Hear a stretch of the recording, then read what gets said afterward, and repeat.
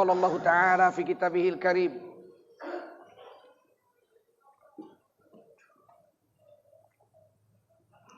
أعوذ بالله من الشيطان الرجيم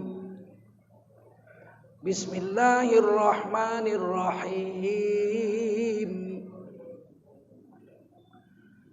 ما كان محمد أبا أحد من رجالكم ولكن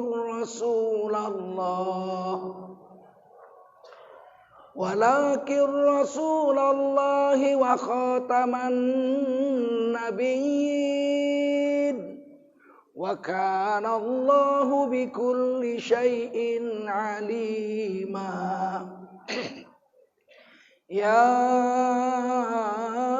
أيها الذين آمنوا اذكروا الله ذكرا كثيرا وسبحوه بكرة وأصيلا قال رسول الله صلى الله عليه وسلم من خرج في طلب العلم فهو في سبيل الله حتى يرجع. Baginda Rasul bersabda, siapa keluar untuk mendapatkan ilmu, orang itu adalah orang yang berjihad fi sabilillah sampai dia kembali ke tempatnya. Mudah-mudahan kita semua mendapatkan pahala jihad dari Allah Subhanahu wa taala. Amin. Shadaqallahul azim wa sadaqa rasuluhun nabiyul karim wa nahnu ala dzalika minasyahidin wasyakirin walhamdulillahi rabbil alamin. Para ulama, tuan-tuan guru yang dimuliakan Allah SWT. Ada guru kita Dr. Iqbal Habibi yang hari ini memimpin kita berselawat tadi dan menghidangkan teh dan kopi untuk saya. Masya Allah. Mudah-mudahan beliau panjang umur, Insyaallah, amin. Istiqomah untuk membimbing umat ini dalam jalan yang diridhai Allah SWT. Para ulama, tuan-tuan guru yang berhadir yang dimuliakan Allah SWT, khususnya pengurus masjid Isti'adah. Mudah-mudahan teruslah masjid ini berdiri sampai hari kiamat. Para umaro, ada Bapak Camat, jarang-jarang Camat mau datang ngaji. Jarang kali pun. Udah kurasa udah ada 100 kali aku ceramah di Medan ini, paling 2 orang Camat datang. Ini Camat mau datang nih, mudah-mudahan bisa jadi sekda nanti. Insyaallah, amin Allah, amin. Amin Allah.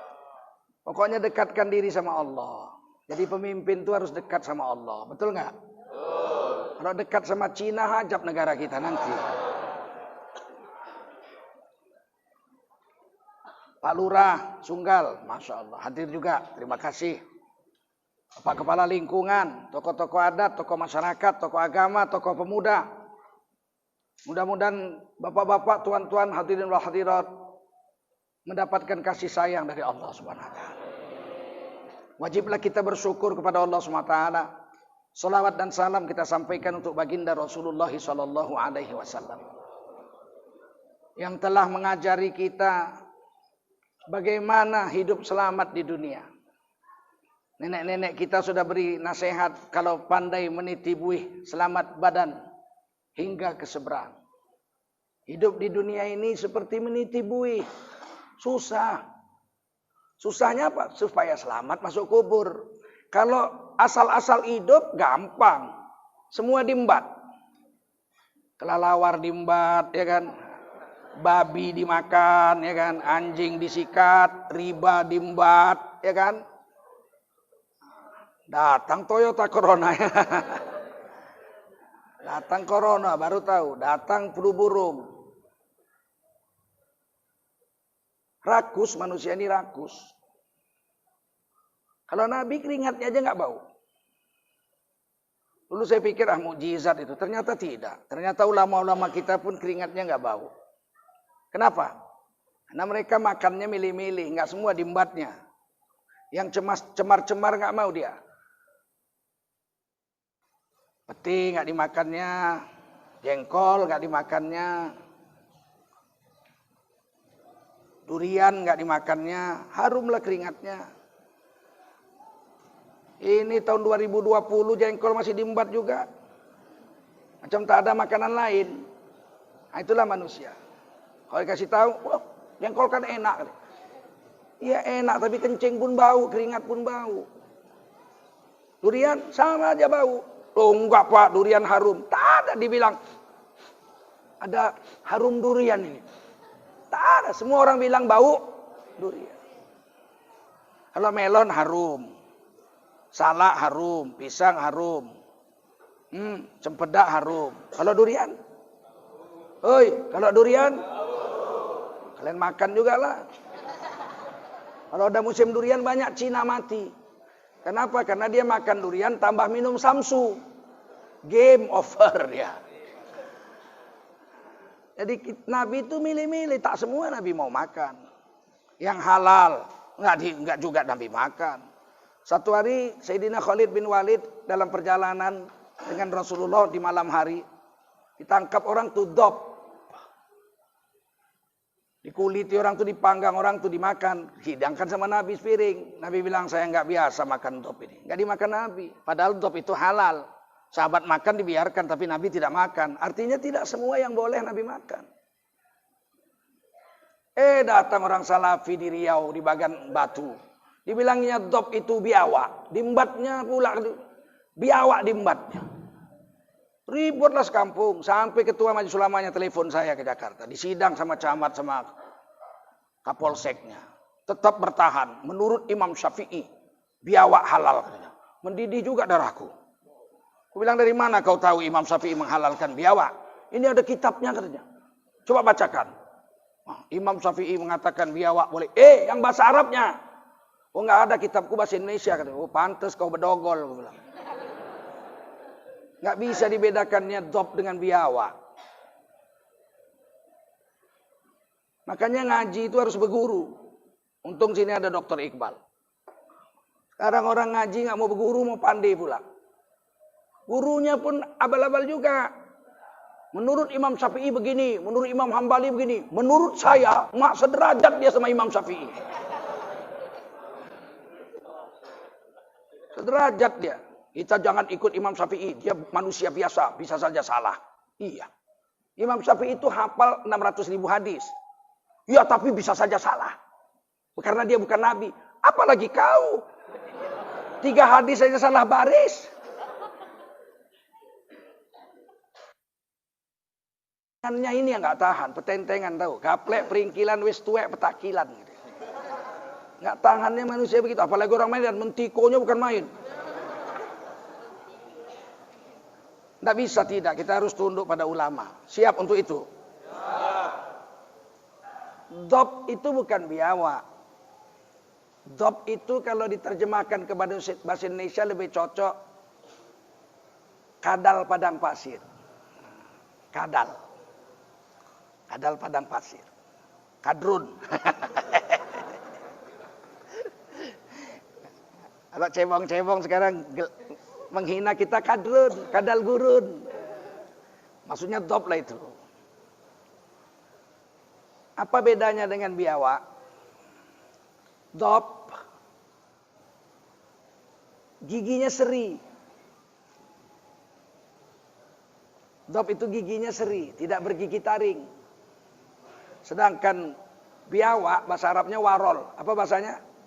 Ada bahasa Arabnya biawak. Di Mesir banyak. Karena ada sungai Nil di sana. Apa namanya? Warol. Kalau biawak bahasa Arabnya warol. Dia tidak punya gigi seri, dia punya gigi taring. Itu bedanya. Yang pertama. Kalau dob giginya seri, kalau warol biawak giginya taring. Yang kedua, dob makan rumput. Herbivora. Sedangkan warol biawak makan daging mentah. Namanya karnivora. Yang ketiga, dob lidahnya macam lidah saya ini. Sedangkan warol lidahnya bercabang 2. Macam lidah ular. Sudah 3 ya. Dob halal, warol haram. Semua karnivora dalam Islam haram. Semua hewan yang memakan hewan mentah yang lain, daging mentah yang lain, semuanya haram. Kucing, harimau, singa, buaya, apa lagi? Ular. Ada yang bilang buaya halal. Ada yang bilang buaya halal. Waduh. Alasannya buaya itu katanya giginya tidak bergigi taring ini, cuman bergigi runcing. Iya, saya dengar videonya. Lah yang namanya gigi runcing itu bahasanya gigi kalau yang tidak runcing namanya seri, betul? Seri untuk memotong, taring untuk mengoyak, dan ada namanya gigi geraham, tumpul-tumpul untuk mengunyah. Paham? Enak aja dibilang buaya itu giginya bukan gigi taring, dia itu giginya runcing. Berarti biologi Panten 4 ini orang dulu. Aneh-aneh, banyak aneh-aneh sekarang. Kepingin pula aku kalau jumpa dia, aku kasih dia makan daging buaya, ya enggak? Mintakan ke Sunggal, ya enggak? Samkumbang kan masih ada kan ternak buaya. Dan kadang begini-begini yang merusakkan agama. Nah, Nabi dihidangkan itu dop. Nabi nggak mau makan, sahabat makan. Jadilah sunnah takririyah. Diamnya Nabi atas sesuatu berarti boleh. Ada yang mau makan biawak? Mau? Mulai besok mau? Makanya ngaji sama ulama. Nggak bisa kita memahamkan agama kalau tidak berguru dengan ulama. Al ulama warasatul anbiya. Itu ulama adalah ahli warisnya para rasul, para nabi. Dari mereka lah kita tahu agama yang betul. Dan agama Islam ini tidak mengarang-arang. Enggak ngarang-ngarang agama Islam. Semuanya al-halalu bayyin, yang halal jelas. Al-haramu bayyin, yang haram juga jelas. Yang antara haram halal, itu kita lihat-lihat lah. Ada yang syubhat, ada yang mubah, kita pilih-pilih yang bagus. Semakin makanan kita bagus, semakin terang rohani kita. Mata ini dibagi 3. Berapa? 3. Yang pertama mata zahir ini. Nih biji mata kita ini, mata zahir ini. Ini hanya bisa melihat terbatas. Di belakang tembok ini nggak tahu kita ada apa di belakang tembok ini.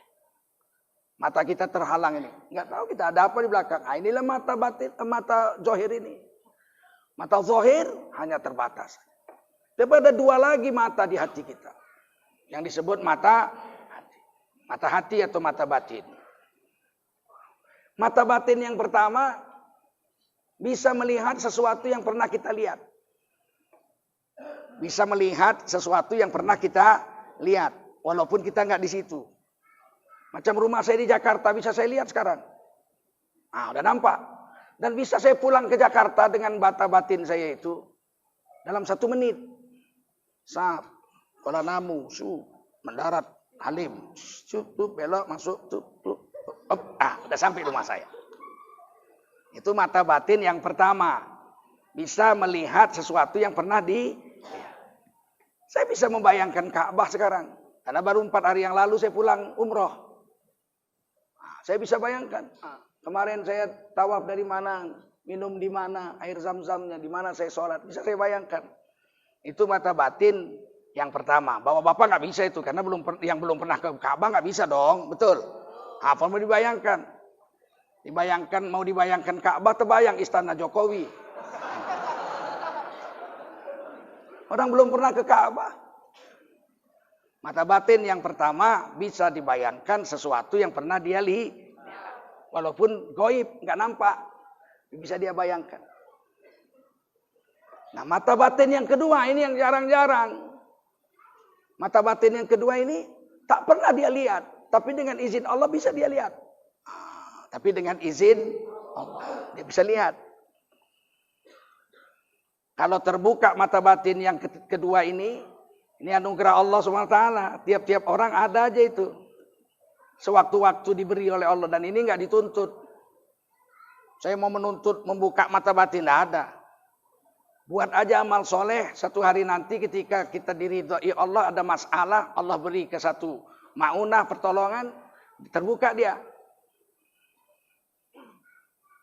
Sebagian ulama menyebutnya ini firasat. Apa namanya? Ittaqu firasatal mu'min. Fa innahu yanzuru binurillahi ta'ala. Hadis Tirmidzi. Hasan Sahih. Waspadalah kamu dengan firasatnya orang beriman. Karena orang beriman itu sesungguhnya melihat sesuatu dengan nur Allah Subhanahu wa taala. Tentu tidak sembarangan orang beriman. Orang beriman yang diberi taufik, dipilih oleh Allah Subhanahu wa taala. Tidak semua tapi ada.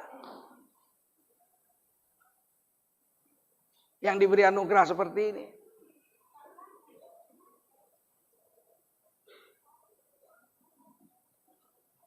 Di Sunggal ini ada ulama besar dulu namanya Tuan Guru Asnawi. Orang Sunggal bilang Tuan Guru Senawi. Dikubur di Masjid Datuk Sunggal. Di depan mihrab itu kuburan beliau. Guru Senawi. Beliau zikir habis maghrib, habis sholat berjemaah zikir. Satu hari masuk orang berjubah hijau.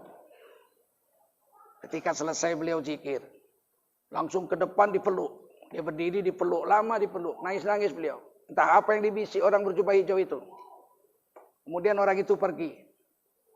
Apa yang terjadi? Bekas pelukannya itu harum di tubuh Tuan Guru Senawi sampai Tuan Guru Senawi wafat. Siapa orang itu? Tidak dia beritahu. Tuan Guru Asnawi juga merahasiakannya sampai beliau wafat dia nggak cerita siapa orang itu.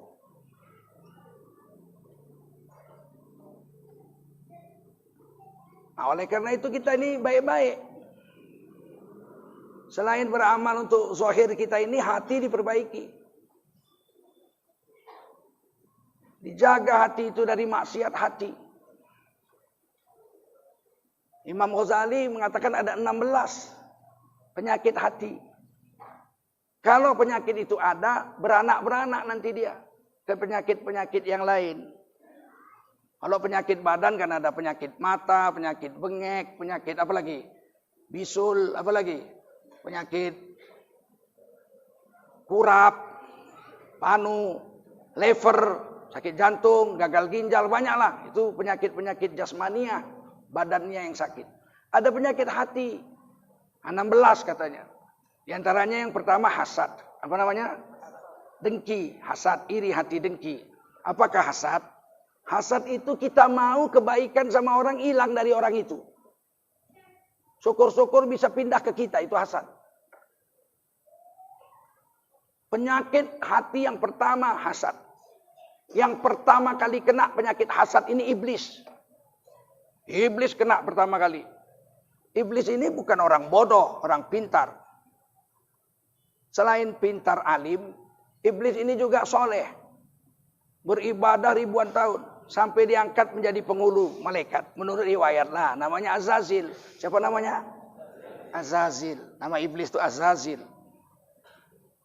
Waktu Allah mau menciptakan Nabi Adam, diambillah sejumput tanah. Disuruh malaikat Jibril ambil. Malaikat Jibril nanya sama bumi. Bumi, saya mau ambil sejumput. Untuk apa? Kata bumi. Untuk menjadi manusia yang akan menjadi khalifah di atas permukaanmu. Jangan, aku gak mau. Nanti rusak aku dibikinnya. Jadi bumi pun menolak.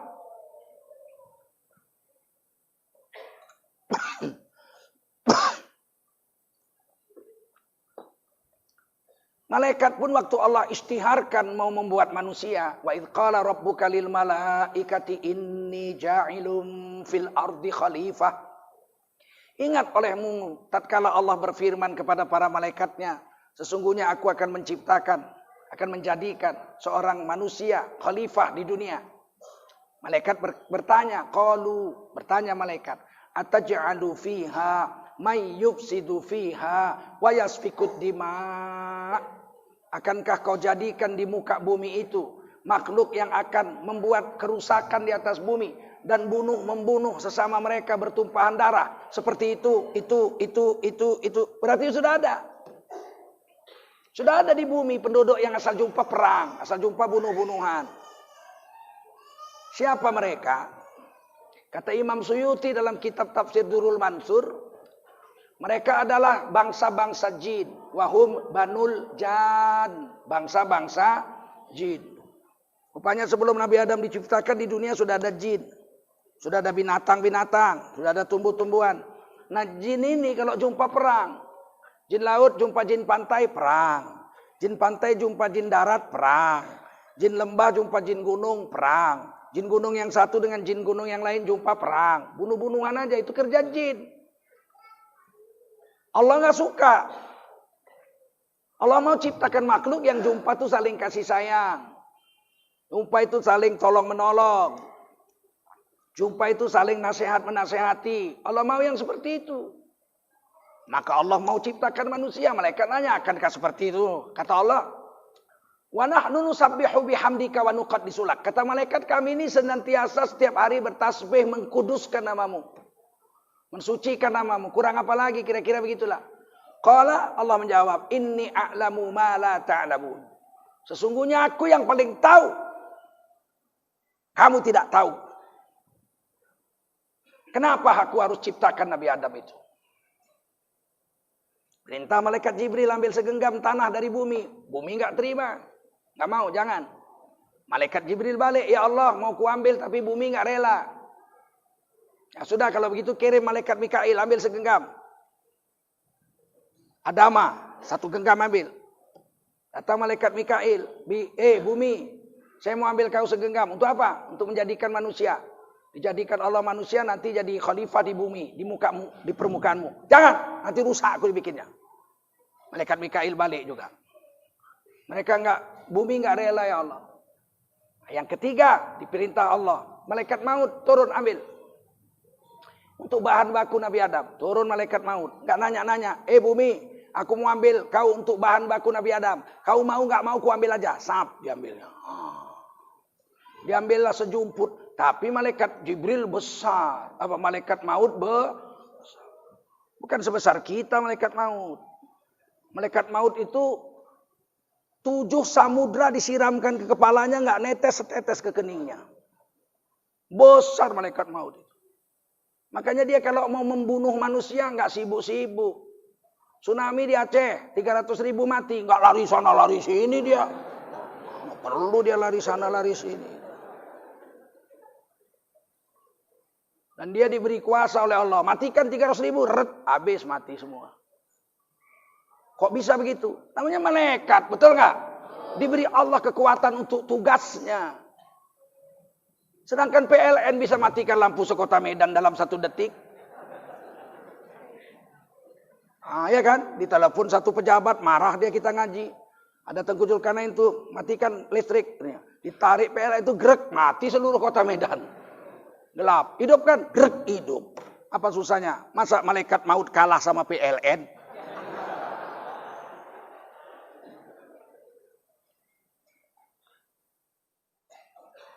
Begitu ditumpuk dicerita lah. Kita bayangkan kok kayak sandiwara manusia. Kalau enggak paham. Betul? Tentulah Allah tidak begitu. Laisa kamitslihi syai'un, ada yang semisal Allah. Ini kan kisah ini supaya masuk ke akal kita. Jadi ceritakan oleh para ulama. Begitu dilihat iblis bahan baku itu tanah. Tanahnya mau campur lah. Ada yang tanah hitam, ada yang tanah kuning, ada yang tanah putih, ada yang tanah merah. Namanya yang garuk besar. Dan Nabi Adam itu setelah jadi besar. Dadanya saja 60 hasta. Dadanya 60 hasta. Berapa tingginya itu? Ibu dimakannya 5 belum kenyang Nabi Adam. Dimakan Nabi Adam ibu 5 belum kenyang. Masih macam makan pisang goreng molen kecil itu.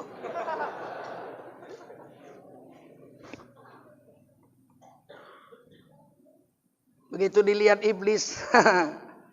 Kalau penjadi manusia dicipta dari tanah ini pasti jelek. Kenapa? Dari tanah pasti jelek. Sedangkan iblis diciptakan dari api. Underestimate kata orang Inggris. Anggap remeh dia. Kalau begininya modelnya mestilah jelek. Tiba-tiba Nabi Adam jadi dalam bentuk paling cantik. Laqad khalaqnal insana fi ahsani taqwim. Sungguh telah Allah ciptakan, kami ciptakan kata Allah. Manusia dalam bentuk paling cantik. Ahsan, ini isim tafdil.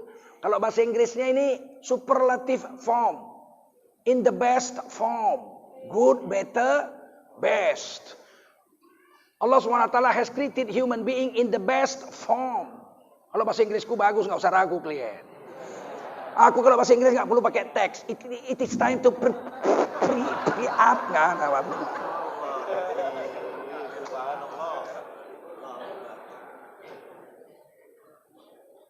In the best form, fi ahsani taqwim. Timbul iri. Itulah pertama kali muncul penyakit hasad itu. Timbul iri iblis. Mula-mula dipikirnya jelek, sekali dicipta cantiknya bukan main. Lebih jelek iblis. Iblis ada tanduknya, ada ekornya. Maka iblis itu tak bisa tidur miring. Sunnahnya Nabi katakan tidur tuh miring ke kanan. Tangan di pipi, satu tangan di pinggang. Ternyata Nabi Ibrahim tidurnya begitu juga. Buddha tidurnya begitu juga, Buddha. Saya lihat patung Buddha tahun berapa ya? Saya masih SMP, saya ke Malaysia. Ke Penang, ada patung Buddha besar, tidurnya miring begini. Jangan-jangan Nabi Buddha itu Nabi juga, jangan-jangan. Jangan-jangan. Tak ada dikisahkan, iya, tapi cara tidurnya mungkin. Cara bajunya juga baju ihram. Kalau dari segi bahasa, kebetulan saya dosen linguistik. Kalau dari bahasa mungkin Buddha itu Nabi, karena Budi bahasa India, bahasa Pali. Buddhi itu artinya kabar dari langit. Message from the sky. Kabar dari langit. Buddhi itu kabar dari langit. Kalau bahasa Arabnya wahyu. Apa namanya? Wahyu. Sedangkan sang Buddha itu personal pronoun daripada Buddhi. Orang yang menerima kabar dari langit itu disebut Buddha. Kabar dari langit disebut Buddhi. Jadi orang yang menerima budi, kabar dari langit disebut sang Buddha. Kalau dari segi bahasanya, kemungkinan Buddha Nabi. Kemungkinan. Mungkin juga tidak. Namanya mungkin. Mungkin iya, mungkin. Dan kita tidak disuruh beriman atas itu. Enggak disuruh. Yang disuruh kita beriman kepada 25 roh. Walaupun Nabi dan Rasul ada 124.000. Berapa? Nabi dan Rasul semua ucap 124.000 Nabi dan Rasul semua. Biar jangan lupa sampai mati. Menurut hadis Ibnu Hibban dalam kitab Qasasul Anbiya, Nabi dan Rasul ada 124.000. 313 diantaranya Rasul. Apa bedanya Nabi dengan Rasul? Nabi dapat wahyu, didakwahnya untuk dirinya dan keluarganya saja. Kerabat-kerabatnya. Maka dia disebut Nabi. Kalau dia dapat wahyu, dia dakwahkan untuk diri, keluarga dan kaumnya. Maka disebut dia Quran yang bilang itu. Walikulli ummatir rasul. Setiap umat Allah kirim Rasul. Setiap umat Allah kirim Rasul. Pada setiap umat Allah kirim Rasul. Jumlahnya 313. Imam Nawawi Al-Bantani menuliskan nama 313 orang itu. Tercengang juga saya bacanya. Ya Allah, bisa hafal. Nama 313 Rasul hafal. Itu kalau enggak bantuan Allah berat lah. Ya enggak? Oh, nama cucu kita aja 17 kita lupa. Ya kan? Kau siapa kau? Kalau enggak salah kau si kampret kau. Bukan tuh, aku cebong. 17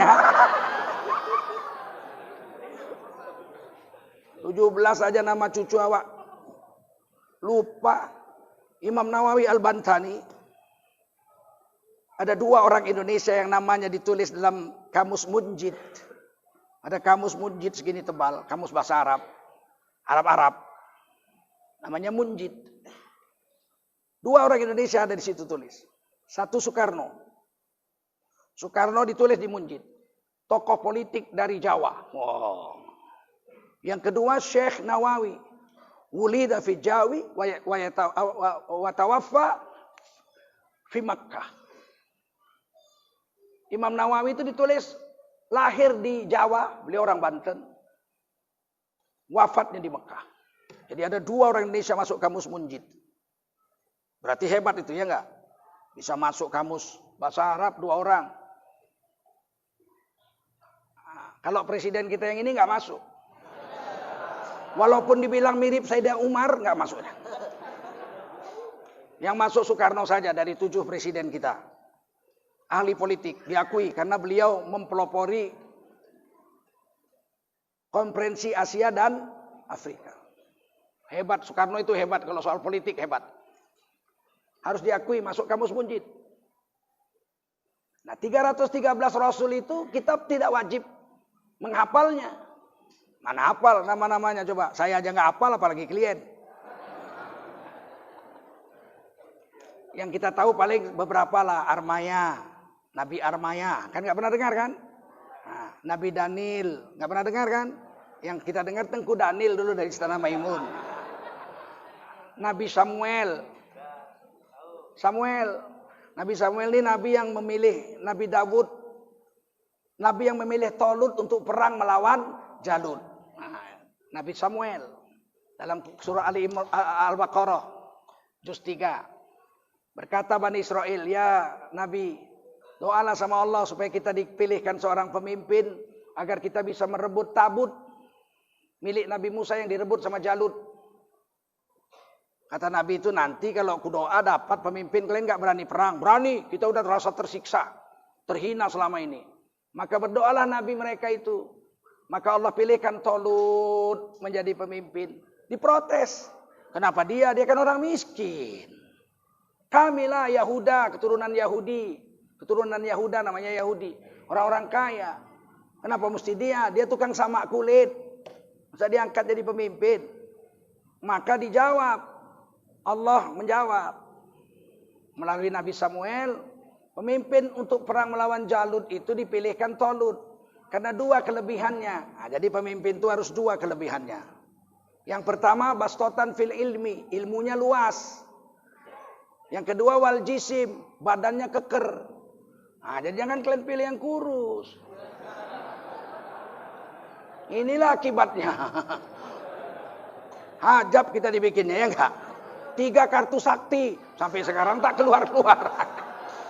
Terakhir nanti keluar 1 aja tuh kartu sabar. Ya kok lari ke sana ini? Balik lagi ngaji kita. Dari 313 itu 25. Nah, ini yang wajib kita kenal. Berapa? 25 Rasul pilihan. Kalau yang ini wajib kita kenal namanya. Walaupun tidak berturut-turut, kalau disebut orang harus tahu bahwa itu Nabi yang 25 itu. Ini rukun iman. Kalau disebut orang Ilyas, oh ya saya tahu Ilyas Nabi, Rasul. Ibrahim Rasul, saya tahu. Zakaria Rasul, saya tahu. Ismail Rasul, saya tahu. Nuh juga Rasul, saya tahu.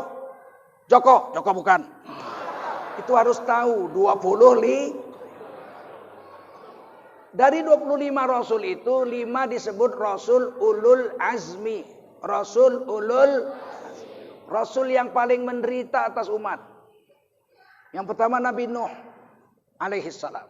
Diangkat jadi Nabi, kata Imam Ibnu Katsir, umur 480. Udah tua juga ya. Jadi Nabi diangkat umur 480. Dakwah 420 tahun. Sampai umur 900. Lailan wan naharo. Malam dan siang. Tak ada Nabi dakwah malam dan siang. Cuma Nabi Nuh. Kalau Nabi Muhammad malam tahajud. Ya ayyuhal muzammil kumil lail.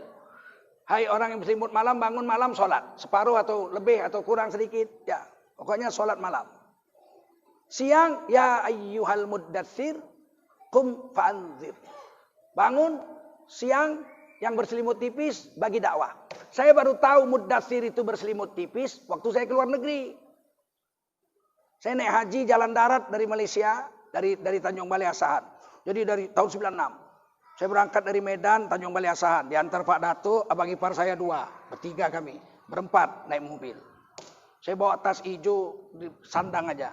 Macam apa dulu, anak-anak muda dulu merantau. H.C. Andersen. Sampai bahkan Asahan saya naik boot pompong. 8 atau 9 jam baru sampai Kelang. Dong. Baru dari situ saya lanjut perjalanan dari Kelang ke Kuala Lumpur, Kuala Lumpur ke Bangkok, Bangkok ke Myanmar, nyebrang ke Bangladesh, Bangladesh ke India, India ke Pakistan, terus sampai 4,5 bulan saya sampai ke Mekah. Alhamdulillah badan masih sehat, waktu itu umur 32 tahun. Karena ibu saya naik haji 97 naik kapal terbang. Kuota sudah tutup 1 hari aja. Dulu nggak ada nyimpen duit kayak sekarang. Bayar sekarang, naik hajinya tahun 2040. Duitnya dibungakan dulu. Dibikin jalan tol. Andai kalilah kau cari duit kau. Kalau Pak Harto dulu daftar hari ini tutup sudah selesai. Tahun depan berangkat, tahun depan daftar lagi. Gitu. Nggak ada ngutip-ngutip duit rakyat begitu. Penak zamanku tak? Masya Allah. Susah payah untuk agama. Sampai di sana saya diberi visa setahun. Nggak ada visa, paspor waktu itu paspor hijau. Naik haji harus pakai paspor coklat waktu itu. Setiap kedutaan Indonesia dari mulai Kuala Lumpur sampai ke Arab Saudi ditulis besar-besar. Gambar Garuda Pancasila. Setiap jemaah haji dari Indonesia wajib mendapatkan visa dari Jakarta. Kedutaan besar Republik Indonesia di seluruh dunia dilarang memberikan visa haji kepada jemaah daripada Indonesia. Tertanda Dirjen Imigrasi Republik Indonesia, Roni Sinuraya, orang Karo. Masih ingat aku. Sampai Jeddah, nggak bisa. Paspor hijau nggak boleh masuk. Saya bilang jangan begitu. Aku udah capek kali aku. 10.000 kilometer lebih. Tengok kau lihat tuh. Dari Malaysia, dilihatnya gitu. Thailand, dilihatnya. Masya Allah. Jauh, bait. Oh tentu dong, bait dong. Nggak bisa. Peraturan nggak bisa. Saya bilang, kau kan yang berkuasa kau. Ya tapi Indonesia melarang. Ini Indonesia nggak ada di sini. Sini Jeddah. Kasih aja. Nggak mau katanya. Kalau nggak mau nggak apa-apa, bawa sini paspor. Tapi nanti kalau hari kiamat terjadi, kuadukan kau sama Tuhan. Gemetar sama jenggot-jenggotnya. Begitu kalau orang beriman, ya nggak? Kalau orang sini, wadukan kau, adukan cepat. Takut dia. Cepat kau adukan. Kalau sana takut dia. Diambilnya telepon, sabar. Apa sabar? Aku bilang. Sabar apa kau? Akhirnya diambilnya Motorola. Dia udah punya HP Motorola itu yang main buka itu. Besar kalau ngelempar anjing pingsan lah. Tahun 96 dia udah punya. Dan dia nggak pakai telepon kantornya itu. Dia telepon bosnya. Pakai telepon HP. Lama juga lah. Tanya sana, tanya sini, tanya sana. Akhirnya dibukanya pintu kantornya. Marhaba. Dipeluknya saya. Nggak ada marhaba. Ada visa apa enggak? Bilang beres, visa tenang, masuk aja. Masuk, kasih minum, dicap setahun. Pak! Bisa tinggal setahun awak di Mekah. Jadi Nabi Nuh itu dakwahnya malam dan siang. Saya tahu itu Muddatsir itu selimut tipis di siang hari. Ketika saya di India musim panas. Waktu Bangladesh masih musim dingin. Dinginnya bukan main 2 derajat Celcius. Tapi karena perjalanan itu panjang, sampai India udah mulai musim panas. Saya tidur di masjid. Satu hari badan saya nggak sehat. Saya pagi tidak jalan. Saya tidur di masjid. Siang hari lalat itu berjuta-juta ekor lalat. Untuk bisa tidur harus ditutupi badan kita ini dari kaki. Kalau enggak geli juga. Hinggap lalat ribuan ekor. Jadi kaki ditutup, badan pakai jubah tetap, tangan sama muka ditutup pakai serban ini. Serban tipis ini dibentang, tutupkan ke muka gitu. Di sebelah saya ada juga orang tidur. Saya lihat, ya Allah, mukanya itu hitam, lalat semua. Kalau nggak pakai selimut tipis itu, nggak bisa tidur, lalat semua. Barulah saya paham, inilah dia yang disebut Muddatsir itu, orang berselimut siang. Musim panas pun pakai selimut. Nah, itu gunanya banyak berjalan, banyak dilihat, betul nggak? Kalau nggak banyak berjalan, nggak banyak dilihat. Lahir di Sunggal, mati Tanjung Morawa. Mana bisa dia lihat sesuatu?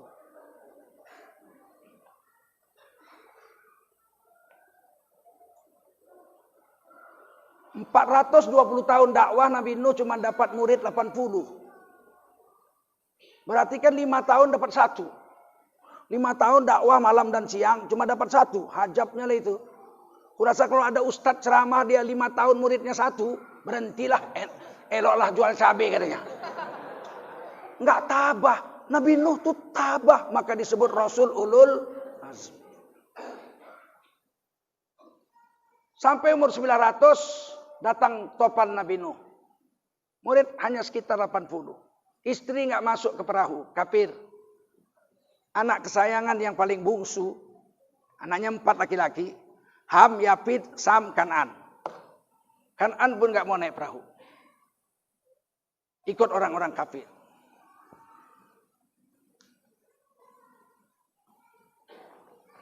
Waktu badai datang, dari langit muncrat air, dari bumi muncrat air. Akhirnya perahu berlayar. Wahuwa tajri bihim fi maujin kal jibal. Perahu itu berlayar, di dalamnya terdapat orang beriman. Ombak yang menerpa setinggi gunung. Bayangkan ombak setinggi perahu kayu. Kalau perahu kayu nabrak gunung pecah mati semualah. Apalagi ombak setinggi gunung menimpa perahu itu, tenggelam mati semua juga. Berbahaya sekali waktu itu. Tiba-tiba Nabi Nuh lihat anaknya terpencil di sebuah pulau kecil. Lagi berusaha naik gunung bersama kafir-kafir. Nabi Nuh dakwah, itulah Nabi Nuh itu. Udah datang pun banjir masih didakwahnya anaknya. Ya bunayya rukam ma'ana. Wahai anakku sayang, buah hatiku, intan manjaku, anak bungsuku. Irkam ma'ana. Mari sini naik perahu bersama kami. Wala takum ma'al kafirin. Kamu jangan gabung sama kafir, nak. Kamu jangan bergabung sama orang-orang kafir. Sini bergabung sama kami orang beriman naik perahu. Ini bahasa halus. Ya bunayya. Wahai anakku sayang buah hati. Bukan ya ibni, wahai anakku, enggak. Hai anak bungsuku yang kucintai buah hatiku.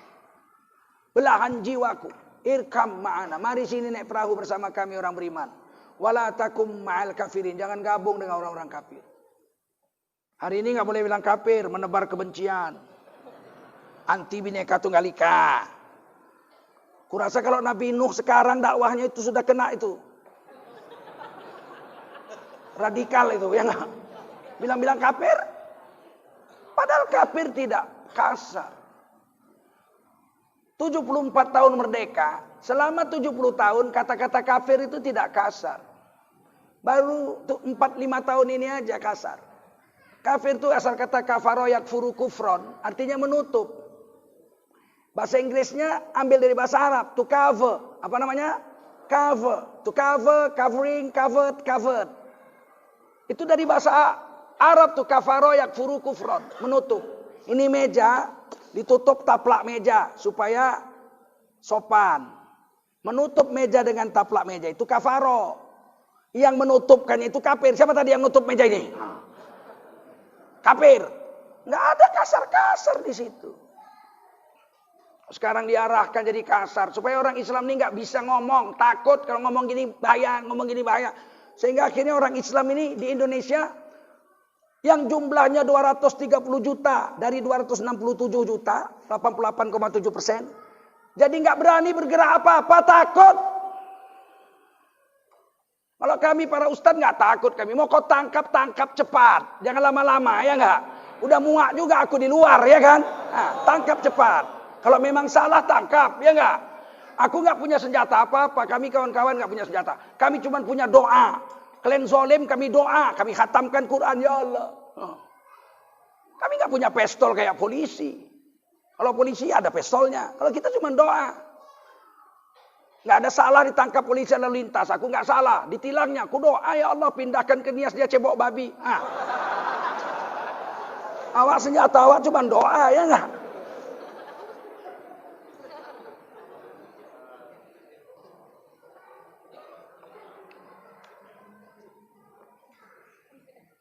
Anaknya bilang apa? Qala Qala sa'awi ila jabali ya'simuni minal ma'. Oh ayah, kurasa gunung itu lebih hebat untuk menyelamatkan aku daripada perahu bapak. Perahu bapak nabrak gunung pecah mati. Ketimpa ombak sebesar gunung tenggelam mati. Tapi kalau naik gunung, inilah akal itu. Liberal, apa namanya? Liberal. Kalau naik gunung belum ada sejarahnya gunung tenggelam. Pernah dengar gunung tenggelam? Ada pernah gunung tenggelam ada? Gunung meletus ada? Gunung tenggelam ada?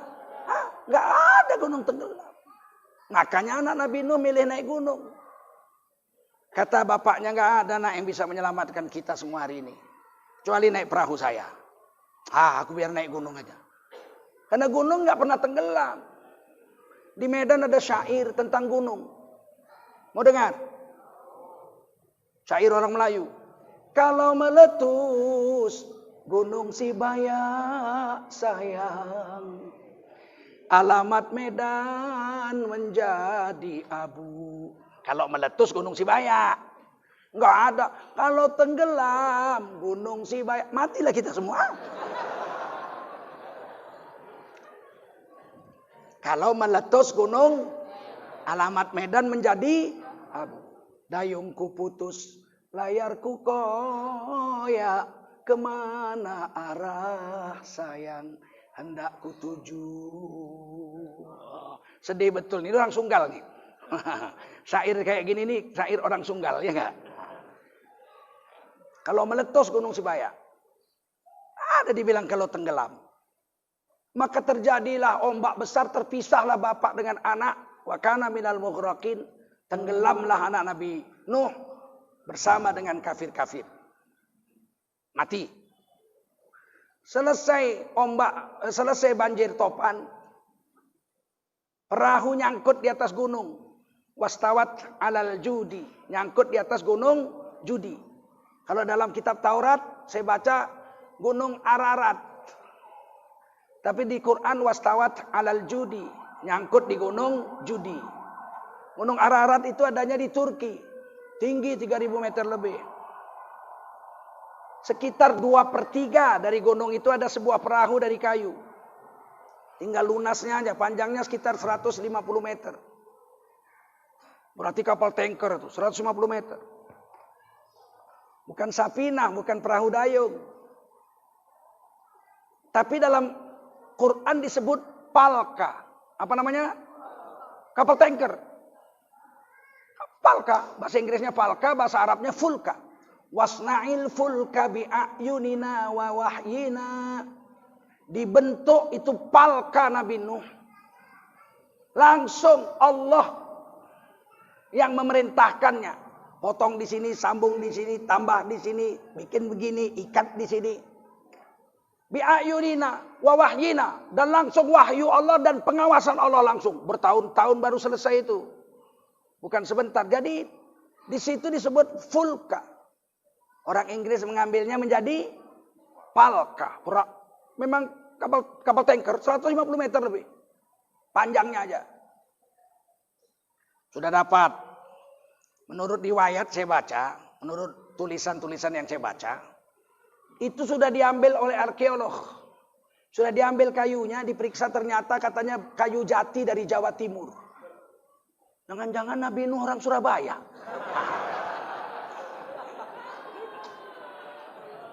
Kalau lihat bandelnya, kurasa memang Nabi Nuh orang Indonesia. Bandel kali pun, jangan pilih Ahok, dipilihnya juga. Bandel, memang bandel. Degil. Pilihlah orang Islam yang soleh, tak mau dia. Medan ini 70% orang Islam. Betul? Ketua DPR-nya Cina, nggak Islam lagi. Kalian tanggung jawab di akhirat. Aku bukan penduduk Medan, aku orang Jakarta. Periksa KTP-ku. Kalian tanggung jawab di akhirat nanti. Itulah kalian ini kadang-kadang. Ngaji juga. Giliran pemilu kasih 100.000 belok. Hanya lu orang macam mana lu. 75% orang Medan Islam. Bisa ketua DPR-nya bukan Islam. Sekarang ini ketua DPR-nya bukan Islam, Kapolresnya bukan Islam, Kapoldanya bukan Islam. Nih, Sumatera Utara ini, Medan ini. Bilang adil juga, adil. Apa adil? Adil itu yang banyak dapat banyak, yang sedikit dapat sedikit. Itu adil. Betul? Kalau yang sedikit dapat banyak, yang banyak dapat sedikit, itu namanya penjajah. Apartheid namanya. Itulah bedanya adil kita dengan adil PKI. PKI juga kan mau mewujudkan masyarakat adil. Betul nggak? Kita Islam juga mau mewujudkan masyarakat yang adil. Dan adil itu tiap Jumat dibacakan khatib. Innallaha ya'muru bil adli wal ihsan wa ita idil qurba wa yanha 'anil fahsya'i wal baghi. Itu setiap Jumat di Sumatera Utara dibaca. Sesungguhnya Allah memerintahkan untuk berbuat adil dan berbuat ihsan. Adil cara Islam beda dengan adil cara PKI. Ini gunanya kita ngaji. Jangan bilang semua sama. Kalau PKI adilnya sama rata sama rasa. Di mana-mana diucapkan itu. Adil menurut PKI adalah menurut komunis. Adil itu sama rata sama. Ucap biar jangan lupa sama rata sama rasa. Islam enggak. Adil menurut Islam itu balance. Serasi dan seimbang. Yang banyak dapat banyak, yang sedikit dapat sedikit. Contoh, ada laki-laki seorang suami istrinya 2. Istri pertama anaknya 5. Istri kedua gadis, belum punya anak dinikahi. Istri pertama dikasih belanja 5 juta sebulan. Istri kedua masih gadis, belum punya anak, dikasih 5 juta sebulan. Sama kan? Sama kan? Sama-sama 5 juta. Adil apa enggak? Pandainya kalian adil.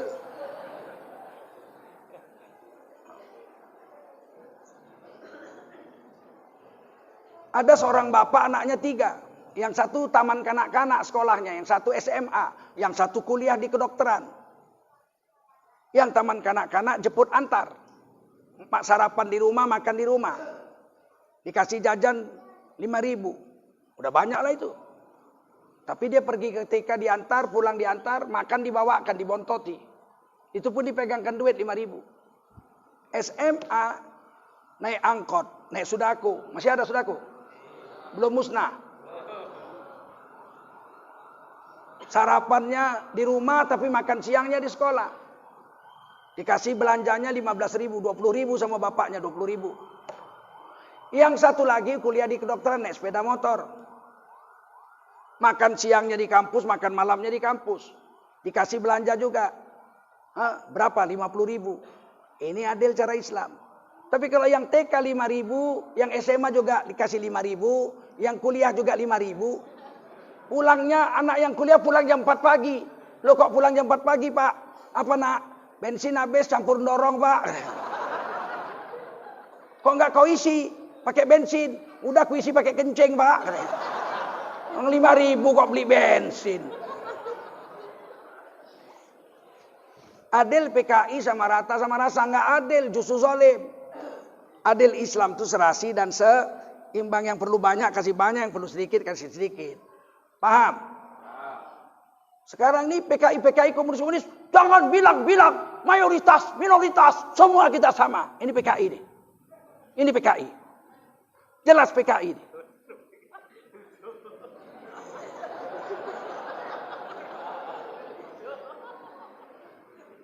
Sedangkan Pancasila mengatakan keadilan sosial bagi seluruh rakyat Indonesia. Orang Indonesia ini yang pribumi itu 98%. Yang asing 2%. Betul? Masa dibikin sama? Yang Islam 88% lebih. Ada 6 agama. Agama Islam 230 juta. Kasih 100 triliun APBN. Kristen cuma 8%. Dikasih 100 triliun APBN. Hindu 1% kurang. Kasih 100 triliun APBN. Sama. Adil apa enggak? Kalau sama berarti adil PKI.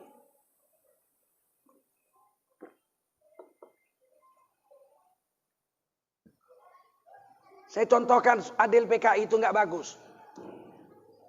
Adil Islam itu bagus. Kalau kita bikin kopi, ini kopi nih kan. Nanti kalian minum, aku nggak minum kopi. Kalau minum kopi 2 hari bisa nggak tidur. Kopi. Cara membuat kopi menurut Islam serasi dan seimbang. Airnya segelas, kopinya sesendok, gulanya sesendok setengah. Aduk rata. Minum. Jelas lebih enak.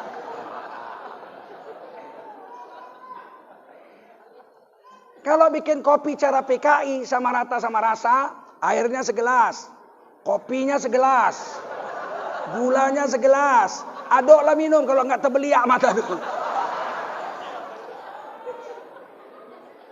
Paham? Sekarang kita mau adil cara Islam atau adil cara PKI? Begitu. Makanya saya jengkel kalau bilang kita sama, semuanya berdiri sama. Di mata hukum iya. Kalau di mata ekonomi nggak sama. Ternyata kalau kita pinjam uang 1 miliar sampai bengek nggak dapat. Betul? Hanya lu orang bodoh lo, kalau yang pinjam bisa dapat 10 miliar lo. Saya kan sudah tua, jenggot sudah putih. Sudah berpengalaman saya hidup di Indonesia ini. Kita ngambil tanah hutan sehektarnya ditangkap. Giliran orang Cina dapat 1 juta hektar ditanda tangani sama presiden. Sama menteri 1 juta hektar.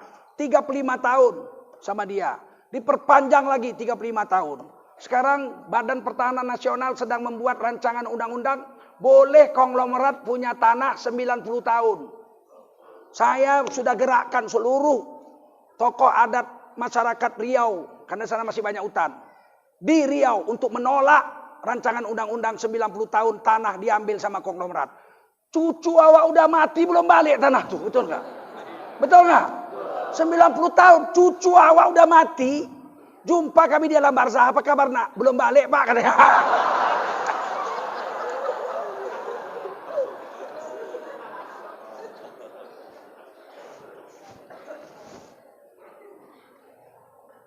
Belum jadi undang-undang iya, tapi kita harus menolaknya, betul nggak?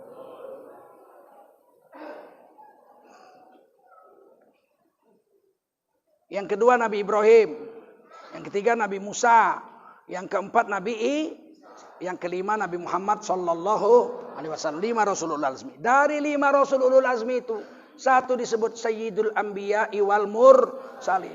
Imamnya Rasul dan Nabi-Nabi satu, yaitu Nabi Muhammad sallallahu alaihi wasallam. Kenapa disebut imam? Memang Nabi jadi imam. Nabi itu wajib sholat malam. Menurut Imam Imroni dalam kitab Al-Bayan, Nabi itu wajib sholat malam. Berdosa Nabi nggak sholat malam. Setelah turun perintah sholat 5 waktu, sholat malam berubah menjadi sunat. Wa minal laili fatahajjat bihi nafilatan lak, jadi nafil. Sebelumnya wajib, ya ayyuhal muzammil qumil lail, itu wajib. Nabi Muhammad Isra dan Mi'raj di waktu Isya. Sholat Isya belum ada. Iya, tapi waktu Isya sudah ada. Sholat subuh belum ada. Iya, tapi waktu subuh sudah ada. Sholat asar belum ada, tapi waktu asar sudah ada. Sholat maghrib belum ada, waktu itu Nabi belum Isra dan Mi'raj. Tapi waktu maghrib sudah ada. Nabi berangkat waktu Isya. Sampai di Palestina, Masjid Al-Aqsa, Nabi singgah situ. Nabi kan belum sholat malam. Nabi sholat malam. Menurut riwayat Allah turunkan 124.000 arwah nabi-nabi dan rasul-rasul. Dari Nabi Adam sampai Nabi Isa turun semua. Ikut sholat di belakang baginda Rasulullah sallallahu alaihi wasallam. Maka digelarlah Nabi Muhammad Imamul Anbiya wal Mursalin. Cuman satu Nabi Muhammad SAW yang menjadi imam seluruh nabi-nabi dan rasul-rasul. Dan Nabi Muhammad ini makhluk yang paling agung. Makhluk. Nabi Muhammad makhluk ciptaan Allah. Tapi yang paling agung. Lebih agung Nabi Muhammad dari malaikat Jibril. Nabi Muhammad terima wahyu, malaikat Jibril mengantar wahyu. Mana lebih hebat, tukang antar surat atau yang terima surat? Gitu aja payah kali memahamkannya.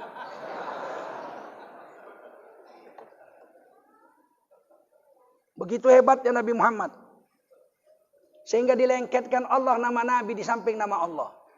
Dituliskan di Arash. Dalam kitab Tanbihul Ghafilin diceritakan ketika Nabi Adam di sorga beliau melihat ke Arash. Tertulis 2 kalimat. La ilaha illa ana wa Muhammad Rasuli. Tiada Tuhan selain aku yaitu Allah. Dan Nabi Muhammad adalah Rasul aku. Seandainya ada makhluk yang sama mulia atau lebih mulia dari Nabi Muhammad, pasti nama orang itu yang ditulis. Betul? Betul? Nyatanya yang ditulis nama Nabi Muhammad.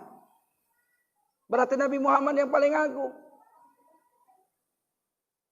Lebih agung dari alam semesta Nabi Muhammad. Alam semesta dikiamatkan, hancur, hilang tanpa bekas. Betul? Oh, Nabi Muhammad nanti jadi penghulu. Sayyidul Anbiya wal Mursalin. Begitu agungnya Nabi supaya kita tahu. Tapi Nabi Muhammad manusia. Betul. Siapa yang bilang Nabi Muhammad bukan manusia? Allah memerintahkan Nabi Muhammad untuk mengatakan bahwa beliau manusia. Di dalam Quran surah Al-Kahfi. Qul innama ana bashar. Katakan hai Nabi Muhammad kepada semua manusia. Innama ana bashar. Hanya saja aku ini manusia. Itu tulis. Ditulis di Quran, di surah Nabi sebut. Innama ana basyarum mislukum. Hanya saja aku Nabi Muhammad manusia semisal dengan kamu. Jadi Nabi Muhammad itu manusia semisal kita. Semisal. Tidak sama. Sesuatu yang dimisalkan tidak sama dengan permisalannya. Ada orang nonton sirkus. Monyet naik sepeda. Lihai kali. Orang bilang tepuk tangan. Hebat monyet itu, macam manusia dia. Macam manusia, tapi tetap monyet. Dalam hal naik sepeda dia macam, tapi dia tetap monyet. Nabi Muhammad manusia macam kita. Tapi tidak serupa dengan kita. Tidak seperti kita, semisal aja, semisal. Gak serupa dengan kita. Saya beli kapal-kapalan untuk cucu saya. Yang di belakangnya ada lilin. Saya pasang di bak mandi, hidupkan lilinnya, jalan dia tong tong tong tong tong. Kata cucu saya, macam kapal asli ya tuh. Naiklah kau kalau nggak tenggelam.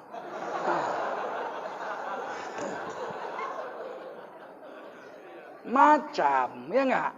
Kita ini macam, Nabi dengan kita satu macam, betul. Sama-sama manusia, tapi tidak serupa. Kita dengan Nabi berbeda jauh. Bilang jauhnya begitu. Kita dengan Nabi berbeda jauh. Biar tahu diri, biar tahu diuntung. Memang sama-sama manusia. Nabi Muhammad punya bapak, kita punya bapak. Nabi Muhammad punya ibu, kita punya ibu. Nabi Muhammad dilahirkan, kita dilahirkan. Nabi Muhammad makan, kita makan. Nabi Muhammad sakit, kita sakit. Nabi Muhammad wafat, kita wafat. Dalam hal itu iya.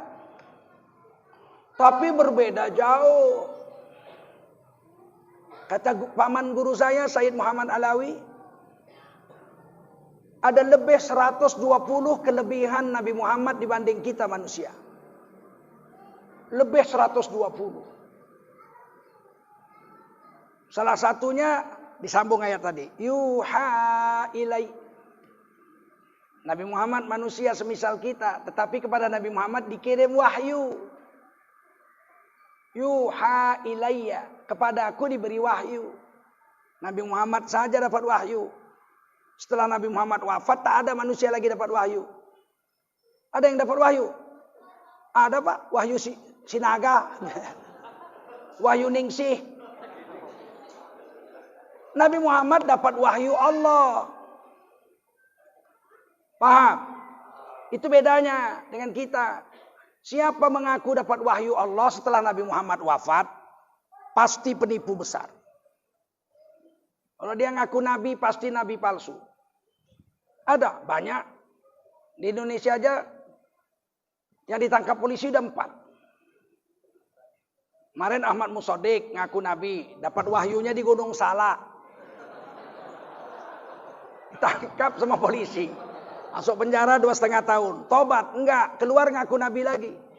Tangkap lagi, udah 2 kali ditangkap. Sebelumnya lagi ada perempuan, Lia Eden. Ngaku nabi, tangkap polisi, masuk penjara 2,5 tahun. Tobat, enggak, keluar malah ngaku malaikat Jibril. Menunjukkan dia bodoh. Dipikirnya lebih hebat malaikat Jibril dari Nabi Muhammad. Lebih hebat Nabi Muhammad dari Jibril. Karena dia bodoh. Kalau aku nggak aku penjara orang kayak gitu. Digeliti aja sampai mati udah. Yang ketiga Cecep. 8 tahun yang lalu kurang lebih ada orang ngaku Nabi namanya Cecep. Di Bandung. Ditulis saja pakai huruf Arab nggak bisa Cecep. Gimana nulisnya Cecep juga? Gimana?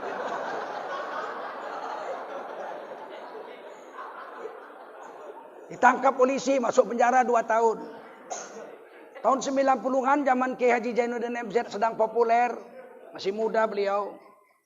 Ada nabi juga di Pulau Jawa, di Jawa Barat. Namanya Tukimin. Dimarhabankan pun tak enak. Marhaban ya marhaban, marhaban ya marhaban, marhaban ya Tukimin.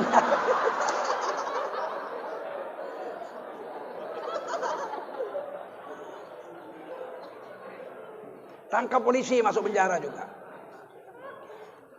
Nabi palsu. Jadi kita harus menghormati polisi Republik Indonesia. Seluruh dunia ini yang paling hebat polisi Indonesia. Kenapa? Bisa nangkap 4 nabi. Itu prestasi paling hebat, betul nggak? Tapi nangkap Harun Masiku berat. Berat. KPK pun belum tahu di mana sembunyinya. Aku heran juga, udah hampir 4 minggu Harun Masiku tersangka penyuap KPU. Nggak dapat-dapat. Ilmu apa lah yang dipakainya? Kemanalah si Harun ini berondok? Hajab kali KPK nyarinya nggak dapat-dapat. Hajab kali hajab. Tapi kalau teroris baru tersangka udah tertangkap. Itulah hebatnya polisi Indonesia itu. Kalau teroris baru tersangka udah tangkap. Tapi kalau pelaku korupsi udah terpidana pun seperti si Onggo. Namanya Onggo tapi Cina. 35 triliun kasus kondensat. Kabur nggak ketangkep sampai sekarang. Di Medan Hartono. Hartono bukan orang Jawa. Hartono Cina juga. Korupsi 10 triliun. Yang ditangkap wali kota Medan kena. Dia nggak dapat. Jadi orang Indonesia ini memang koplok-koplok. Yang kaya Cina yang tangkap dia. Kok jadi lari ke situ? Nah, inilah kadang-kadang Ustadz. Banyak kali pikiran. Semua dipikiri. Rusak negara ini pun dipikiri. Betul nggak? Kami ini sebetulnya kalau mau selamat bisa. Ceramah lucu-lucu udah pulang. Selesai. Tapi nggak selesai keadaan negara ini kalau begini terus. Kita harus mendukung berdirinya kebenaran di atas negara Republik Indonesia. Jangan pura-pura diam. Jangan pura-pura nggak tahu. Ada HP-mu mainkan terus. Ya nggak? Harun, di mana kau bilang?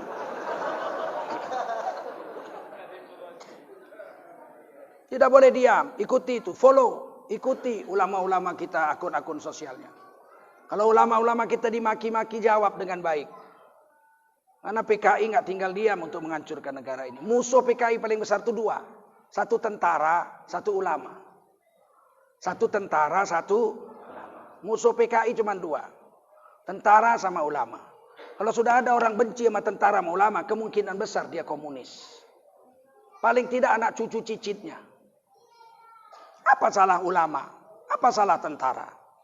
Kenapa dia benci? Mesti ada sesuatu. Tidak pernah tentara mengkhianati negara Indonesia. Betul? Dan tidak pernah ulama mengkhianati negara Indonesia. Kalau kami ini, tak ada kami berharap jadi pejabat. Kalau mau jadi pejabat zaman Pak Harto udah jadi pejabat saya. Pak Taufik Kimas itu menawarkan saya untuk jadi duta besar atau jadi DPR RI dari PDIP. Nggak mau saya bilang saya lebih baik jadi guru aja. Nggak miskin-miskin amat kok. Mobil ada, rumah ada, bini ada, anak ada, cucu ada, kurang apa lagi? Bini cantik, anak hafal Quran, kurang apa lagi? Mobil jangan tanya mau mobil apa, bisa aku beli. Ya kan? Bukan kaleng-kaleng ini ya.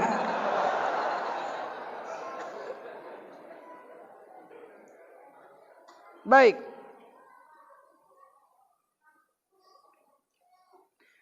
Kehebatan Nabi Muhammad tidak bisa dibanding makhluk apapun. Bahkan dengan semua nabi-nabi, Nabi Muhammad lebih unggul.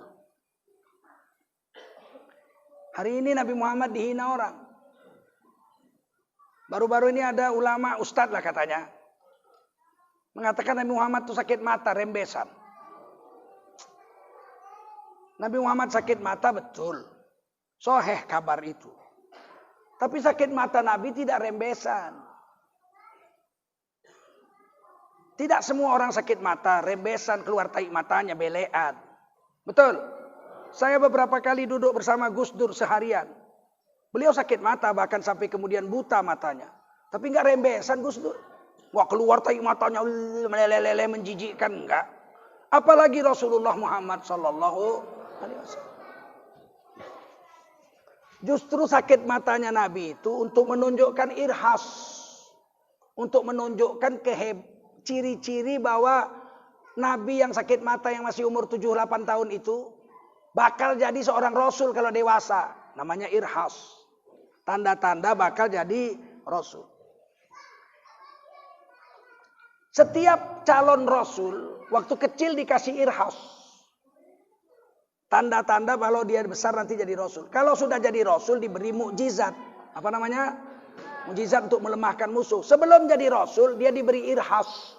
Kelebihan-kelebihan yang menunjukkan dia bakal jadi Rasul. Semua nabi-nabi punya. Masa Nabi Muhammad gak punya? Nabi Ibrahim punya irhas. Nabi Ibrahim lahir di Mesopotamia, Irak. Berkuasa waktu raja yang zalim namanya Namrud. Namrud ahli nujum. Ilmu nujum populer hebat-hebatnya, puncak-puncaknya itu zaman Nabi Ibrahim.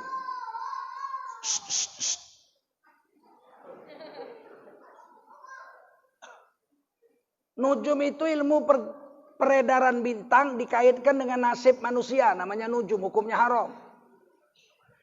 Kalau peredaran bintang dikaitkan dengan musim, dengan tahun, dengan hari, dengan bulan, itu namanya astronomi. Bahasa Arabnya ilmu hisab, boleh, halal. Tapi kalau dikaitkan dengan nasib manusia, bahasa Inggrisnya astrologi. Bahasa Arabnya ilmu nujum, hukumnya haram. Percaya satu kata saja, satu kalimat dari ahli nujum, sholat kita tidak diterima 40 hari. Dan ternyata ilmu nujum sampai sekarang masih ada. Sisa-sisanya. Saya lihat di majalah, di koran-koran masih menuliskan. Horoskop. Apa? Horoskop ramalan bintang. Leo. Asmara minggu ini sepi.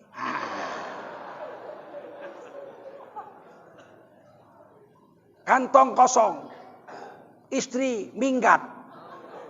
Percaya 3 ini ditolak sholat kita 140 hari. Ilmu nujum itu paling hebat zaman Nabi Ibrahim. Setiap pagi dia panggil menterinya, kepala nujum. Ayo kau ramal nasibku bagaimana? Dicoret, coret, coret, coret, coret. Aman Tuhan, kekuasaan masih langgeng. Tenang. Tiba-tiba satu hari dicoret-coret, celaka Tuhan. Kenapa? Akan lahir seorang anak laki-laki di tahun ini yang akan menghancurkan kekuasaanmu. Langsung dia perintahkan sama menterinya, keluarkan perpu. Keluar perpu. Bunuh semua anak laki-laki yang lahir tahun ini. Bukan main kejamnya, membunuh anak laki-laki, bayi dibunuh, kejam lah.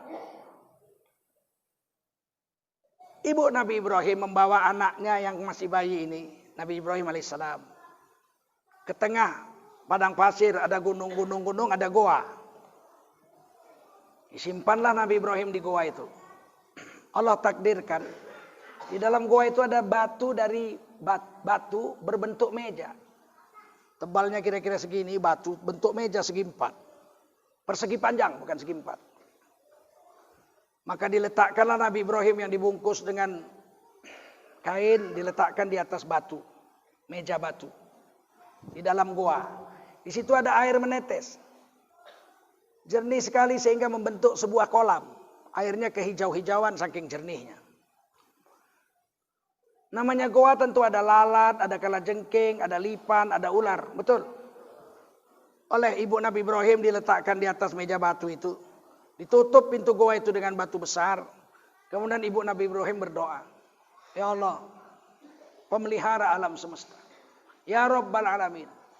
Wahai yang memelihara alam semesta. Tuhan yang memeliharanya. Kuserahkan anakku ini untuk kau pelihara. Peliharalah ya Allah anakku sebagaimana kau memelihara alam semesta. Dari bahaya Namrud dan dari bahaya apa-apa. Ibunya pulang, Nabi Ibrahim ditinggal. Nabi Ibrahim dipelihara Allah. Khalilullah. Anak yang dipelihara oleh Allah. Ketika Nabi Ibrahim lapar dan haus, diisapnya jarinya. Orang Medan menyebutnya mengempot. Dikempotnya ibu jarinya. Apa yang terjadi? Keluar susu dari Nabi Ibrahim. Sehingga Nabi Ibrahim minum susu dari jempolnya sendiri. Kenyang dicabutnya. Berapa bulan, berapa hari ibunya datang periksa, ganti bajunya bersih. Ternyata susu yang diminum tidak menghasilkan kotoran. Nggak buang air besar Nabi Ibrahim. Ini mirip-mirip penduduk surga ini.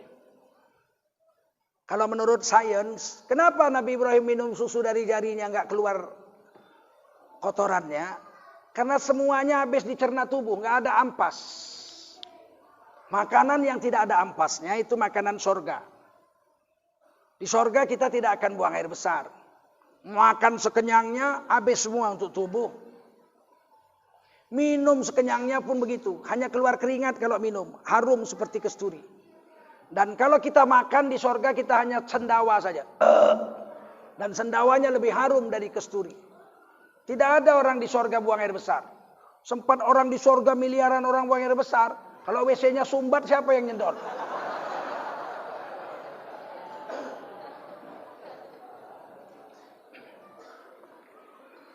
Sampai Nabi Ibrahim besar.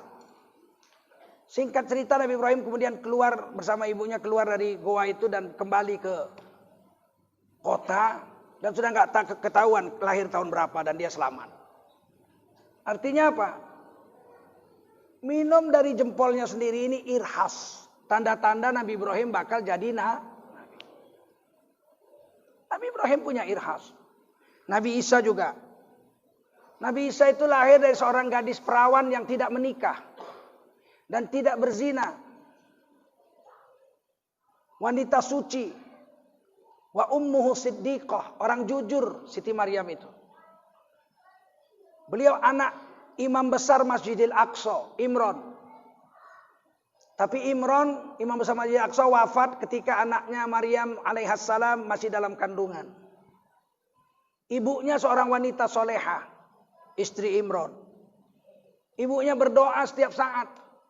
Anaknya ini kalau lahir akan disedekahkan untuk agama, nggak usah cari makan. Walaupun dia janda, miskin.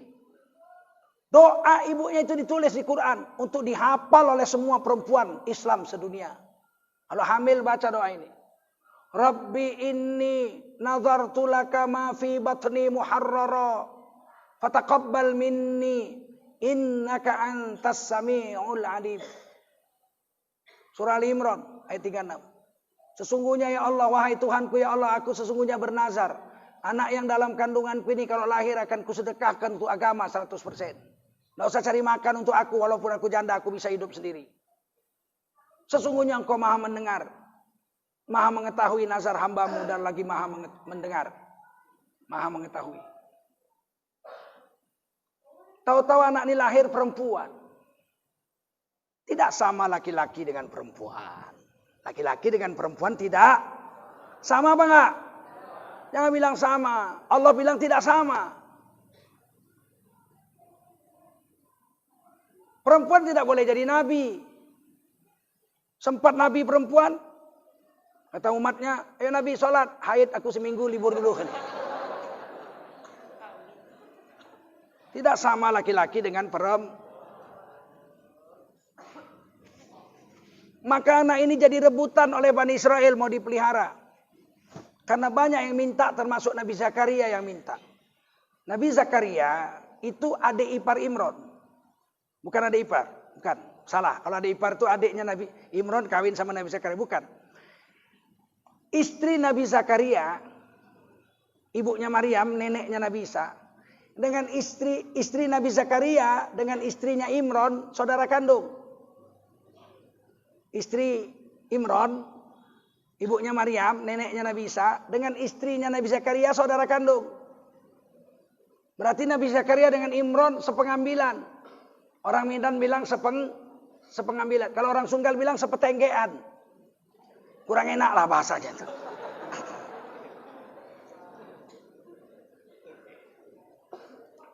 Saya ini 3 tahun sudah tinggal di Sunggal. Rumah saya Setiabudi. Sini banyak ulama dulu, ada Tu'din, ada paman guru saya Zainal Arifin Abbas, penulis terkenal seluruh Indonesia itu. Pendiri Al-Ittihadiyah, sini rumahnya. Mertua daripada Ustadz Nur Hadi Sayutinur. Besan daripada Ustadz Sayutinur guru saya.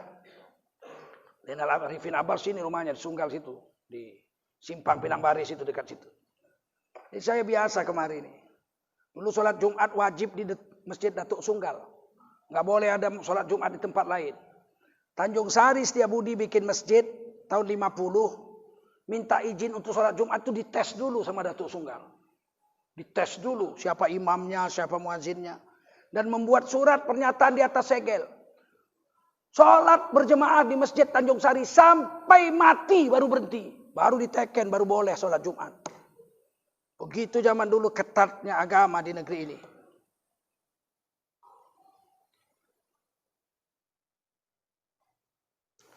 Akhirnya anak bayi itu dipelihara oleh Nabi Zakaria. Keponaannya kan, karena ponaan istrinya. Nabi Zakaria membuatkan rumah terpisah dari rumah Nabi Zakaria. Kira-kira 200 atau 150 meter. Rumah Siti Maryam itu besarnya kira-kira 5 kali 6 meter. Di dalam Quran disebut mihrab. Apa namanya? Mihrab. Disitulah Nabi Zakaria memelihara Siti Maryam. Nabi Zakaria rumahnya lain. Setiap hari Nabi Zakaria datang. Bawa makanan, bawa minuman, diajari ngaji kitab Taurat, diajari sholat. Setiap hari. Tidak pernah perempuan ini melihat laki-laki dan tidak pernah dilihat laki-laki. Gadis pingitan ini. Gadis pingitan. Dari bayi sudah begitu diurus. Sampailah anak ini remaja. Sudah mulai remaja. Sudah akil balik. Nabi Zakaria setiap waktu makan datang bawa makanan, bawa minuman, ngajari kitab Taurat, ngajari ngaji. Tiba-tiba satu hari Nabi Zakaria lupa ngasih makan. Sibuk dakwah sampai malam. Udah malam baru teringat, aduh, anakku Maryam seharian belum makan. Lari-larilah Nabi Zakaria membuka pintu, kunci di tangan Nabi Zakaria. Ini gadis dipingit. Begitu dibuka kamar. Di dalam kamar Siti Maryam itu penuh dengan berbagai macam buah-buahan. Nabi Zakaria heran. Qala ya Maryam. Berkata Nabi Zakaria, wahai Maryam, anna laki hada. Dari mana ini makanan satu kamarmu ini penuh? Kunci di tangan saya. Tidak ada orang bisa masuk kecuali saya. Qalat huwa min indillah. Kata Siti Maryam, ini makanan diantar Allah dari langit. Diantar dari surga nih makanan. Innallaha yarzuqu man yasha'u bighairi hisab. Sesungguhnya Allah memberi rezeki kepada siapa Allah mau, tanpa perhitungan banyaknya. Nabi Zakaria langsung tahu, anakku ini sudah jadi manusia karomah. Bisa datang makanan diantar malaikat. Padahal dia masih hidup di dunia. Dalam kitab tafsir, Nabi Zakaria nanya, ya anakku, kalau betul diantar orang, diantar Allah dari langit, siapa yang antar? Kunci tangan saya. Tidak ada yang bisa masuk kecuali saya. Maka Siti Maryam menunjuk ke sudut kamar. Itu yang antar masih ada. Nabi Zakaria lihat, oh, Dikaunya rupanya, ambelah siapa lagi katanya. Kenal Nabi Zakaria sama malaikat. Ini membuktikan gadis Islam kalau dipingit nggak pernah jumpa laki-laki, dia bisa jadi manusia karomah dalam hidupnya. Tiba-tiba Mahfud MD, Menko Polhukam mengatakan di ILC, kalau ada anak perempuan sudah kelas 5 SD, contoh nih, anak perempuan kelas 5 SD, berarti udah balik ya, sudah 12 tahun umurnya. Kalau sudah umur kelas 5 SD, terus nggak mau jumpa laki-laki yang bukan mahramnya, ini adalah bibit-bibit pendidikan radikal katanya. Sontoloyo juga ini orang. Berani bilang Siti Maryam radikal, dari bayi dipingit. Berani bilang Nabi Zakaria mendidik anak jadi radikal. Justru menjadi keramat, betul nggak? Di Medan biasa kita memingit gadis. Tahun 50-an, 60-an semua gadis di Medan, Sumatera Utara, Aceh, Riau, Sumatera Barat, Jambi, mana ada gadis kita keleleran, berjalan sembarangan. Semua gadis kita dulu dipingit. Betul? Nggak boleh jawab sembarangan, apalagi sunggal. Kita baru jumpa gadis manjat pohon. Kakek saya supaya dapat perempuan, dokter dia, manjat pohon. Perempuan lewat, mau nyuci ditutup mukanya semua pakai kain batik. Cuman matanya aja nampak. Kadang-kadang sarung diikat di balik, macam hantu-hantuan itu. Kalau di Lombok namanya rimpu sampela. Masih dipakai sampai sekarang itu. Di Lombok masih dipakai. Di Dompu. Bima masih pakai gitu, hantu-hantuan gitu. Nanti kalau udah sampai pinggir sungai, itu tepian wanita, nggak boleh laki-laki ke situ. Mereka buka muka tuh, Aminah, wah Siti, apa kabar, Handayani. Kayak awak nonton lah dari atas. Yang paling cantik yang baju merah. Namanya Aminah. Orang tuh masuk ke sungai, kakek turun. Ditunggu tengah kota, di tengah kampung. Begitu habis nyuci gadis-gadis itu tutup muka cuma nampak mata. Dilihat yang baju merah kemana. Ke rumah lurah rupanya. Anak pengulu. Oh berarti yang cantik itu anak pengulu. Baru dia ngadu sama nenek. Nek aku mau kawin nek. Sama siapa nak? Sama anak pengulu. Ada 5 anak perempuannya. Yang baju merah. Mana yang baju merah? Namanya Aminah nek. Datanglah neneknya ke situ. Ke rumah pengulu. Pura-pura lah makan sirih. Namanya merisik. Apa namanya? Merisik. Adanya anak kalian namanya Aminah. Ada. Itu yang paling cantik itu. Mak, macam mana? Udah cukup umur? Sudah. Tapi belum ada jodohnya. Aku ada cucuku. Baik kali pun. Dokter lagi. Jadilah. Jadi dijumpakan. Kawin. Kenal di pelaminan. Namanya gadis pingitan. Lahirlah bapakku. Cerai mati. Gadis pingitan. Biasa aja. Gak ada aneh-aneh. Hari ini Islam disudutkan. Memingit gadis dibilang teroris. Dulu di Medan ini. Ada satu lagu yang terkenal. Lagu itu saya beri judul Pagar Adat. Nggak tahu judulnya. Menceritakan bahwa semua perempuan zaman itu. Tahun 50-an 60-an di Sumatera Timur ini. Dipingit. Nggak boleh jumpa laki-laki. Ketika jumpa laki-laki masih kecil-kecil boleh. Udah akil balik nggak boleh. Mau dengar lagunya? Dengar baik-baik. Pernah ku bermain-main denganmu. Berkejar-kejar di ruang halaman. Pernah ku genggam tanganmu yang halus sewaktu kita menyeberang titian. Betapa bahagia rasa hatiku bila teringat masa yang lalu. Lalu terdengar ibumu memanggil dan menghimbau kau kembali pulang. Tapi setelah dewasa lain pula sikapnya. Tiada boleh berjumpa di pagar adat kita. Tapi setelah dewasa, lain pula sikapnya. Tiada boleh berjumpa di pagar adat kita. Bilakah gerangan masanya nanti dapat kita berjumpa kembali? Esokkah setahun lagi, entahkan begini selama-lamanya. Esokkah setahun lagi, entahkan begini selama-lamanya. Begitu diajarkan adat Melayu. Kecil boleh main-main, dewasa stop. Mau jumpa, panggil bapak kau kemari. Begitu. Lamar anakku baik-baik. Nikahi. Kalau udah kau nikahi, kau terkamlah sampai kau mati boleh.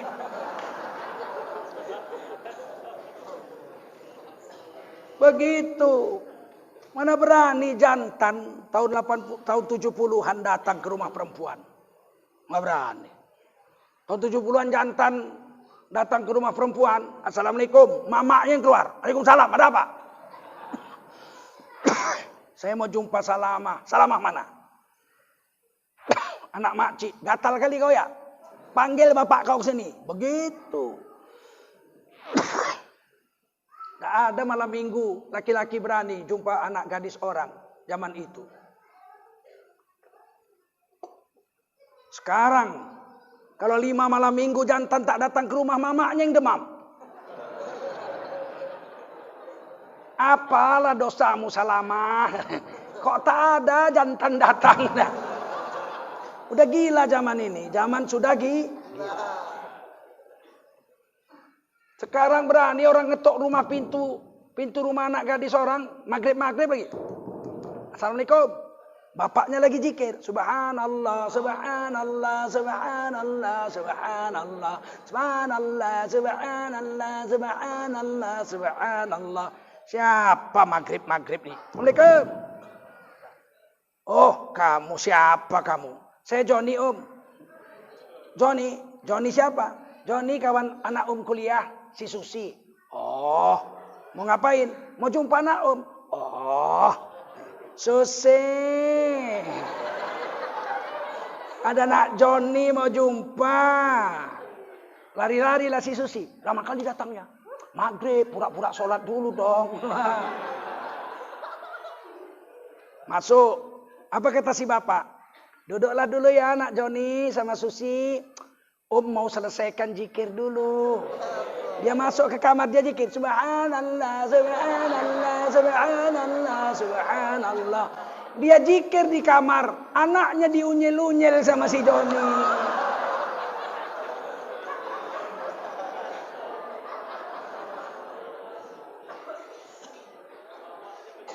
Tiba-tiba mamaknya datang bawa kopi susu. Udah diunyel-unyelnya nawak. Kasih pula kopi susu. Nak Joni cuman ada kopi silakan. Dia bilang enggak apa-apa mah. Tenang aja. Anggap santai. Dalam hati dia goblok kau. Enggak puas. Jam 10 permisi. Permisi Om. Haji mau pulang. Bukan kami mau nonton sama anak Om Susi. Udah jam 10 nak. Iya filmnya justru mainnya jam 11. Film apa? Filmnya Sex in Midnight. Apa itu artinya? Di bawah panggilan Ka'bah.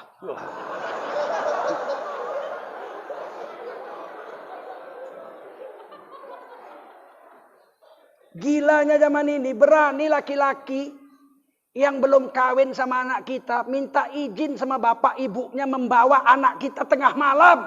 Belum dikawini, gila betul. Berani. Dan kita kasih. Es lilin kelapa muda. Belum dikawin mama. Dibawa-bawa. 5 bulan kemudian terjadilah pantun orang Tembung. Tembung dulu bung, baru bandar kelipah. Gembong dulu bung, baru nikah.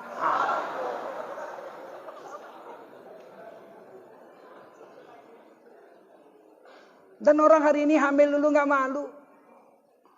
Dulu kalau udah hamil dulu baru nikah, pindah kampung. Sampai mati nggak berani balik lagi, malu. Bertahun-tahun jadi buah bibir. Baik-baik kau nak, nanti kau macam si Anu kau, tahu kau. Padahal si Anu itu entah kemana-mana udah. Sekarang orang nggak takut. Ya, kau kok perut kau udah besar baru nikah kau. Alah bukan aku aja, Susi juga begitu, si Ratna juga begitu.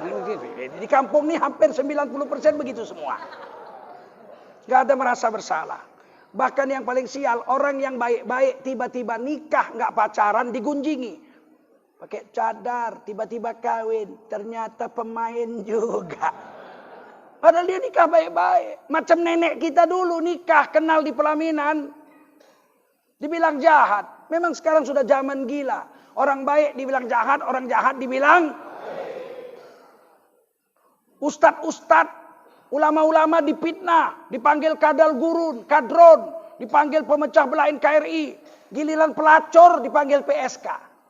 Jangan bilang pelacur Pak, kasar kali itu. Jadi apa? PSK, pekerja seks komersil. Kapan pula dia bayar pajak? Kok kau bilang dia pekerja? Kalau di Medan dibilang lonte, ya enggak?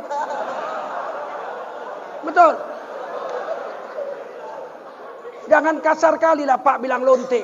Kau pelacur mau kau halus-halusi. Giliran ulama kau bilang kadal gurun.